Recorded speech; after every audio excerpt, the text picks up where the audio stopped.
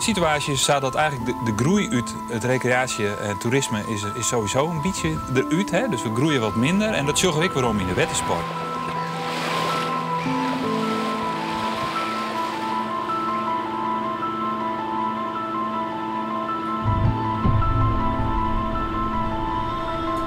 Dan lijkt nooit bootje. En het west, dan heb je geen plank, dan kun je net een plankje vinden.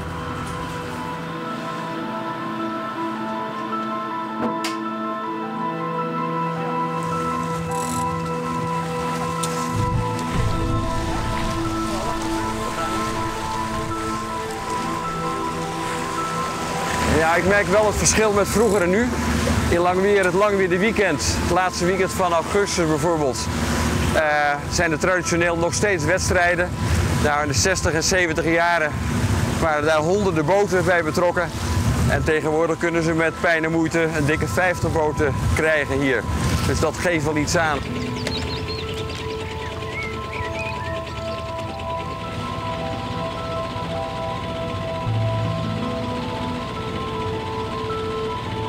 Ja, centje, miljoen, het ruutjoen. En daar komt natuurlijk wel wat van waarom. Maar ja, op hoeveel plakken kunnen we een centje, miljoen uitjaan voor hoeveel werkgelegenheid en hoeveel maatschappelijk rendement. Dat is eigenlijk waar het om gaat.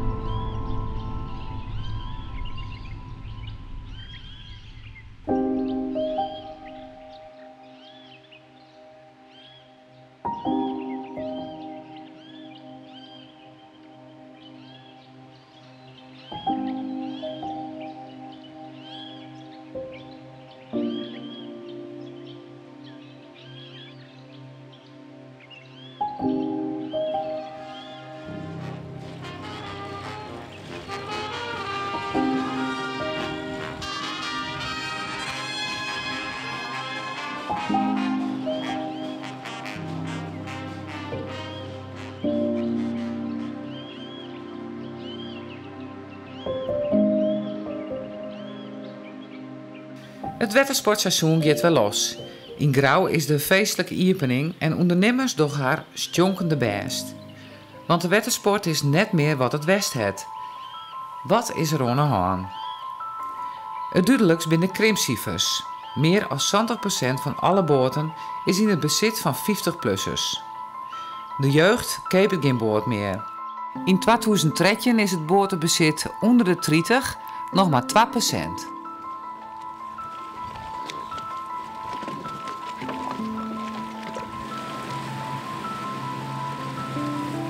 Geen positieve cijfers, wils de watersport van Friesland zo wichtig is.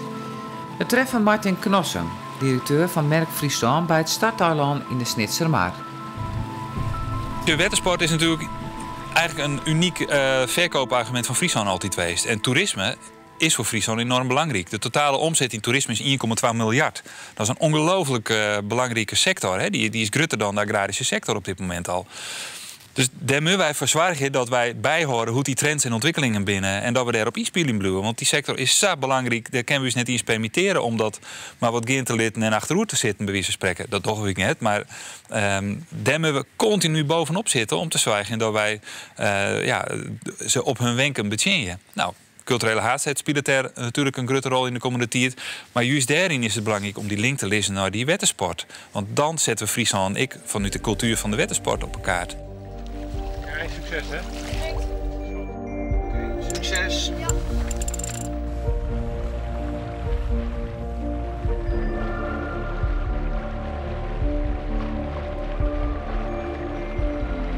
Nou is er sprake van krimp. Onder eind van de vorige eeuw wie de situatie volslijn oors. De sector groeide en de provincie maakte een plan voor vaste investeringen in de sector binnen het project De Frieske Marren.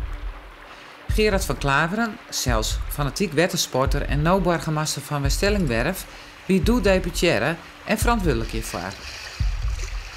Het was langzamerhand een hele oploop naar het provinciehuis, iedere week weer. Van burgemeesters en wethouders die allerlei vragen hadden. Een gemeentelijke visstijger die gesubsidieerd moest worden.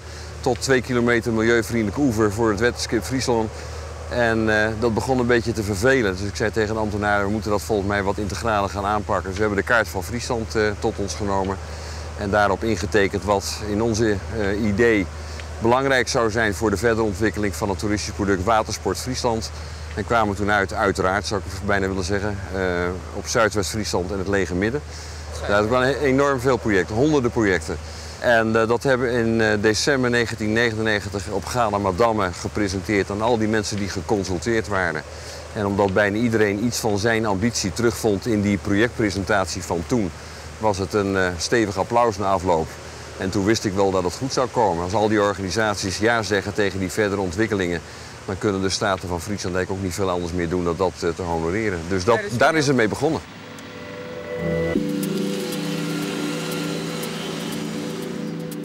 Er wordt roenom baggeren, havens worden opknapt en in de Zuidwesthoeken komen 5 nieuwe aquaducten. Zoals hier bij Galemadammen. Het gaat in de eerste fase om een totale investering van 234 miljoen euro. Dit moet de werkgelegenheid en het toerisme stimuleren.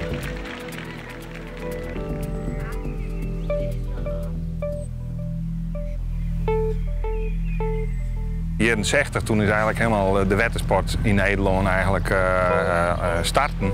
En ja, dat waren bootjes, daar kon een gezin op. Had de mem voorin in het punt en de baan op die netten, of krijg we eens om. Een wc'tje erin, een keukentje.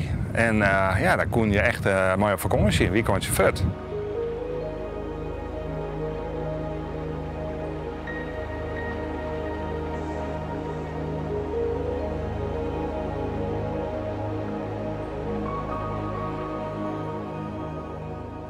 De jachtbouw is ook een belangrijke banenmotor binnen de watersportsector.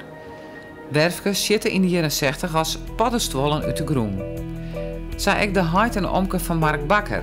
Zie je een werf hier aan de Elsterkade in Snits en bouwden daar de eerste aquanauts. Je is juist marketing in de 60's, hè? Een mooi jong steltje die dan nou waarschijnlijk AOW gerechtigd is.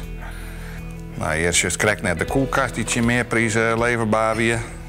Nou, die waren dan bij de Recreana verkocht. Dat het heel lang is dat ik lukt om gewoon alleen nog in Friesland aan reclame te doen. En die stond dan in de veemarkthal vanzelf. Hè. Dus de skippen die waren aan de kant stuurd en tapijttegels erover. En die plakten een beetje vast op een skippenstront, maar dat hindert niks, bloot lezen. Nou.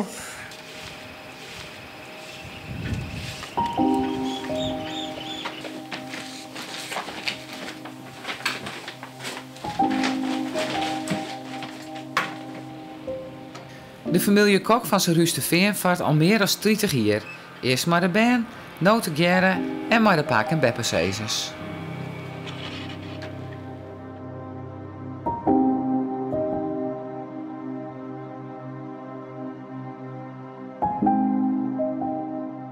Je weet in Dokkum, als je zo mooi met die molen. Een hele mooie foto. Dan zit die jongen achter het stuur. Er zit een lui op het stuur. Ik weet niet wat in erin. En dit weer de twarreboord. Toen gingen we hier met bovenbesturen. Ach, daar hebben we toen wel op aan. We dachten dat de bij mij woonde, maar die ben we na 1 jaar winnen zoek.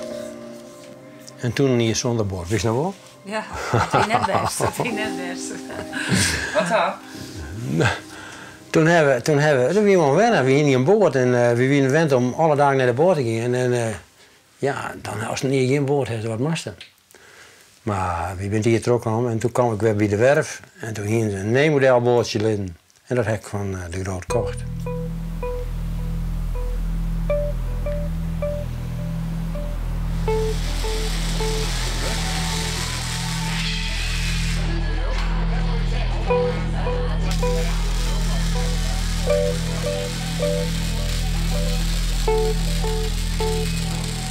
Van nou die tijd tot dus begin jaren 90 tot 2008, elk jaar weer beter. Elk jaar weer meer mensen aan het werk, elk keer meer boten bouwt, druk met het uitbreiden van de productieruimte. En op een gegeven moment denk ik, dat gaat maar terug. Zet een grafiek uit, dan is het een hele mooie opgaande lijn voortdurend. Dus toen we 80 man aan het werk in, toen hadden we een kantine nodig van 100 man. Dat was het plan. Dus die stiet er nou ook, die kantine. Maar ja, die hadden romte. Want we zijn nu nog maar 30 man aan het werk.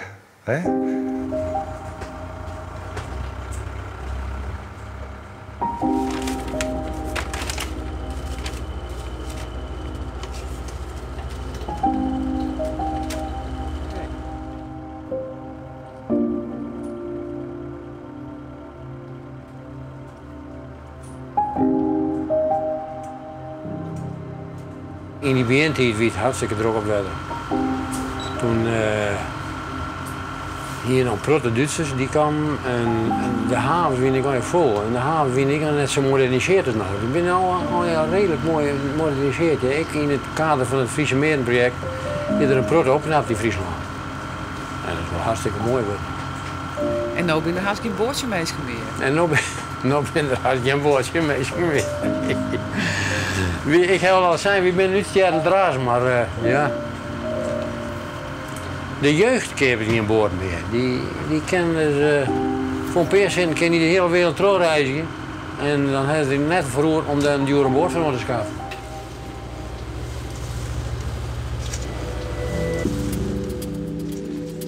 In 2008 komt het Fries Marreproject in de tweede fase. De provincie besluit boeten het markgebied te investeren voor een totaalbedrag van 250 miljoen euro. Zo wordt de noordelijke Alversterderoute bevaarbaar maken voor 28 miljoen euro.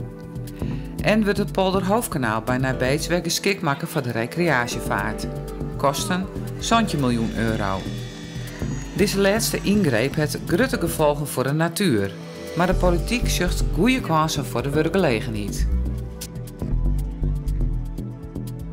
De Noordelijke Rekenkamer komt met forse kritiek op de provincie als het gaat om de berekening van de werkgelegenheid die het Fries Marreproject oplevert. Dat leidt ertoe dat de werkgelegenheid die deze projecten moeten gaan opleveren te optimistisch is ingeschat. Hierdoor betwijfelt de Rekenkamer of alle verwachte werkgelegenheidseffecten van de projecten gehaald worden.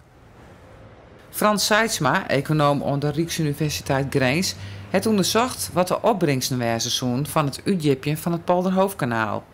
Omdat het grote gevolgen hier voor de natuur, moest aantoond worden dat het volle werkgelegenheid opsmieten zoen. Wat je er reëel is, Jurgen, nee, wat je verwacht, dan kun je eigenlijk 4 arbeidsplakken verwachten aan het kanaal. Dat is reëel. En de Raad van State zei er komen 63. Nou, dat is heel wat anders. En dat vind ik heel droevig, dat je de zon hier moet doggen en dat het dan net duidelijk is en dat we dan een waar wat opklappen van ja, maar er komen volle meer en dit en dat. En op vrij duidelijk net klapjende dingen. Dat je dan zit er komen 63 het is beste model, zeg maar, van de consultants die er nog rekkende had, maar dat net zijn ha. Dan denk je, oh, wat gebeurt hier eigenlijk? Ik vind Santje miljoen een Santje miljoen. Zo? Had ik die vreeg op 50 euro, dan zeg ik, nou, waarvoor was dat ha? Nou, had je Santje miljoen uit jou, dat vind ik mij toch wel serieus over ha. Van waarom jou je dat uit? En dat je dan zo hier met z'n allen aan de gang binnen, en dan is het nog onduidelijk. Terwijl het eigenlijk onderliggend wel duidelijk is, maar dan bestiert het dus in Nederland toch nog dat er zijn we dat er 63 komen tot de 4 komen. Dan denk ik, ja, jongens, toe. Oh, gaat dat zo? Nee, wel? Oh. En die daar betaalt hij wel op die huurder derde? Oké, ja. Nou, deze niet, hè? Deze hier... Nee, hij is nog niet los, nou? Nee.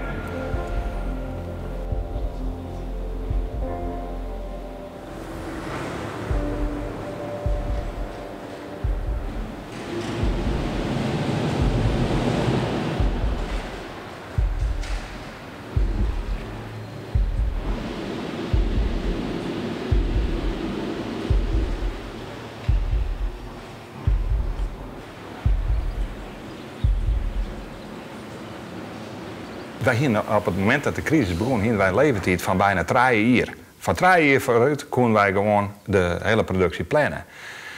Maar als de orders er net bij komen, ja, dan heeft dus ik 3 jaar de tijd om de omvang van het productieapparaat lichter te maken. En dat hebben we dan natuurlijk ook gediend. En konden we dus in verschillende stappen waarom naar de huidige verste ploeg van 30 man. Want er kwamen op een gegeven moment geen bestellingen meer? Nee, er kwamen volle minder bestellingen er kwamen erbij. En ja, dan moest natuurlijk het personeelsbestand zo groot maken als de orders die erbij komen in een jaar.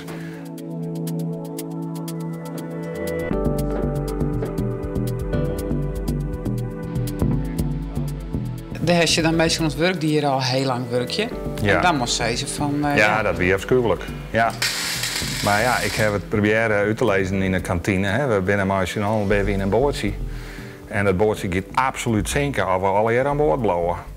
En ja, hoe naar en hoe vervelend het is, als we willen dat het bootje trof gaat, dan zullen wij afscheid nemen met van een aantal mensen. En nou, dat bepaalt net een vrolijke periode. Daar lees je nachten wekker van, hoe dat komt en waarom wie en waarom die. En... Hard werk, ja.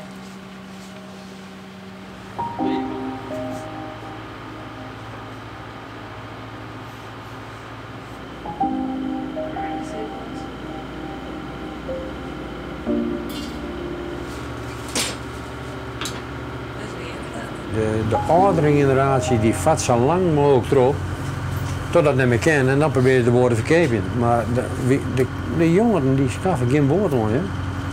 We hebben een club van Pygmy Cruisers. En voor het algemeen is dat een club van mensen van Heugel heeft die. En ja, die varen wel zo lang mogelijk erop, maar het houdt op een gegeven moment op.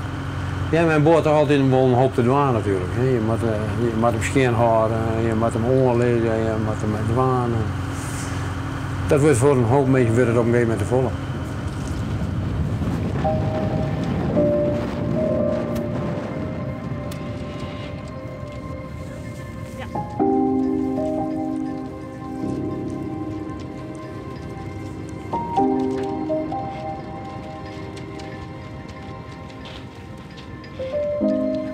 Wat nog het grootste zorg weer, dat weer het inruilboordenbestand. Want dat we erop inrichten dat er elk jaar, nou ja, zo'n 8 ton aan inruilskippen inruild waren en weer verkocht werden. Maar die bloden niet alle lezen. En die waren, ja, je ruilt een skip in voor bijvoorbeeld €100.000. Waarvan je zeker wist, nou dat zult ongeveer wel opbrengen. Maar 2 jaar later bracht het misschien nog 74 op. En het moest. Je moest je verlies nemen daarin. Want anders dan weer het natuurlijk geen cash. En dat draai je hier achter elkaar. Want die 3 jaar leeftijd, die 3 jaar inruilboord, ik bezorgd. Tot nota, dit is de 5e boord. En tot nota heb ik altijd mijn andere boord. Als ik weer een nieuwe boord ga, dan koop ik mijn inruilboord voor een betere prijs inruilen dan ik hem verkocht hier. En met deze boord lukt me dat niet meer. Dat een hoop mensen konden dat waren, maar dat is voorbij. Die werven die hier zo droog, dat hier soms wel 1 of 2 jaar moest je wachten voordat je een nieuwe boord kreeg. En nou, dat is nog hier nog voorbij. Ik weet net hoeveel of de Pygmy werven op dit moment al bouwt. Ik dacht een stuk of 3 per jaar. Maar als je wel tussen de 20 en de 25 per jaar bouwt. En een grotere werven die heb ik nog wel volle meer bouwt. Ja, die tijd is voorbij en ik denk dat het wegkomt. Ja, nou, de omvang die is lichter.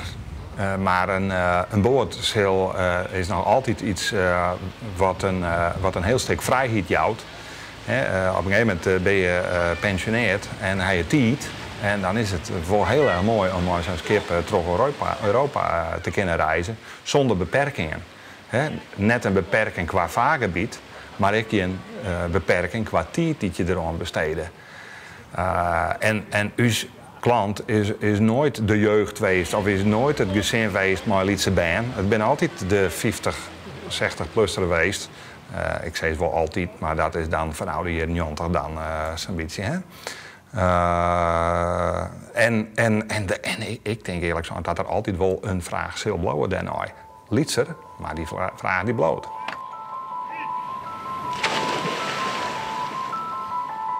Havens en varroeders lezen er prachtig bij. Maar de behoefte van de toerist is in Tjinitiet volslaan verloren.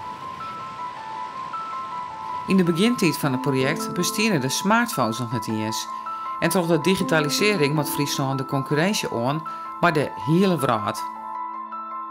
De totale investering van 450 miljoen euro van het Fries Marre-project levert nog net een soort extra bestijgingen en werkgelegen niet op.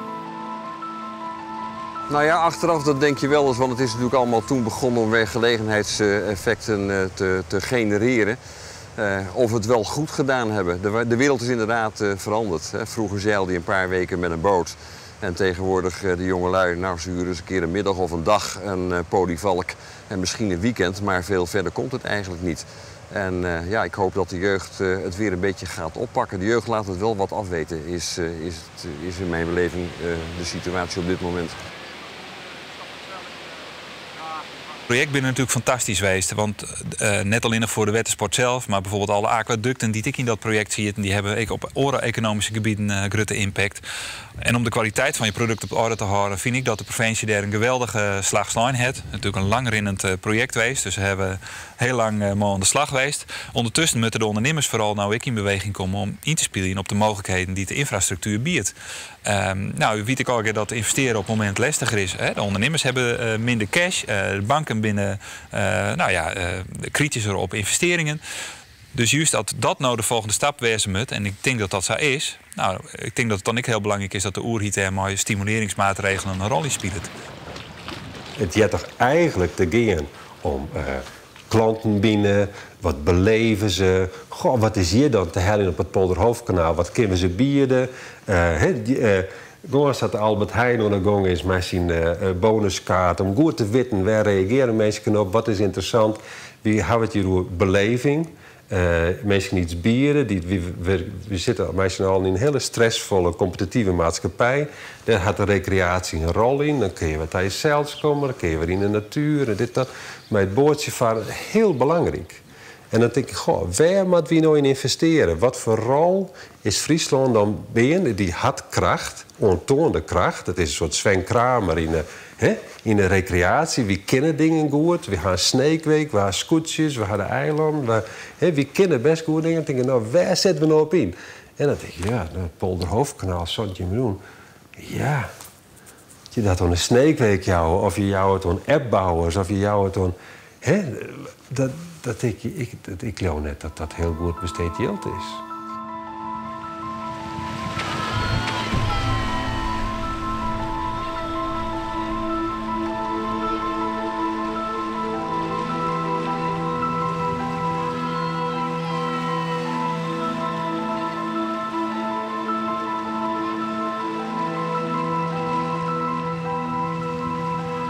Hebben we straks een heel oorbeeld? Want het is echt vol rustiger op het water. Nou ja, dat zal onvermijdelijk wijzen. Ja, dat zal onvermijdelijk wijzen. Maar tegelijkertijd moeten we er als branche en als havenbezitters er misschien wat ontdwan om het nog weer aantrekkelijker te krijgen voor de nieuwe generatie. En zullen misschien nieuwe voorzieningen op het water komen moeten. Op en rond het water? Op en rond het water, ja. Vooral wifi? Stukje, ja, wifi, ja, dat moet je sowieso al hebben. Ja, dat is er nou toch al. Maar en de locatie is natuurlijk steeds belangrijker.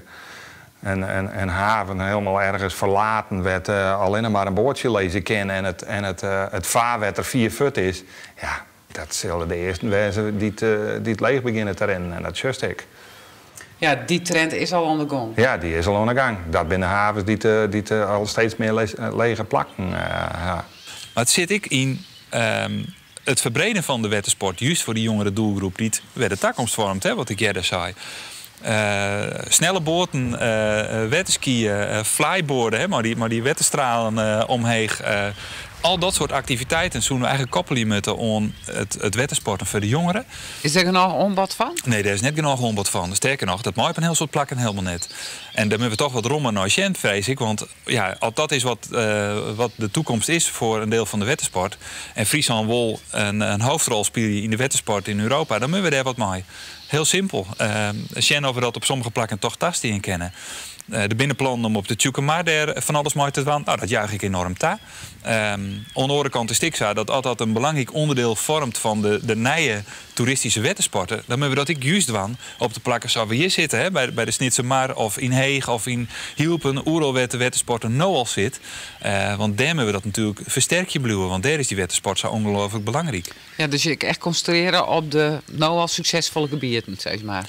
Eigenlijk moet je daar natuurlijk heel erg op letten. Als je 1% waarom gaan in een succesvol gebied, ja, dat is een grotere waaromgang dan dat we 10% plussen op een minder succesvol gebied. Dus de belangrijkste sectoren of de belangrijkste gebieden, ja, daar moet je natuurlijk de focus op houden.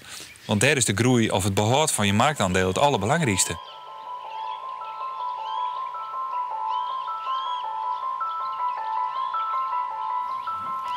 In Nijbeets is Aimaaien het kanaal nog dicht. De jachten staan op dubbelreed. Het plaatselijke café is iepen, maar nog geen toeristen. Want het Polderhoofdkanaal is pas vanaf 1 juli iepensteld.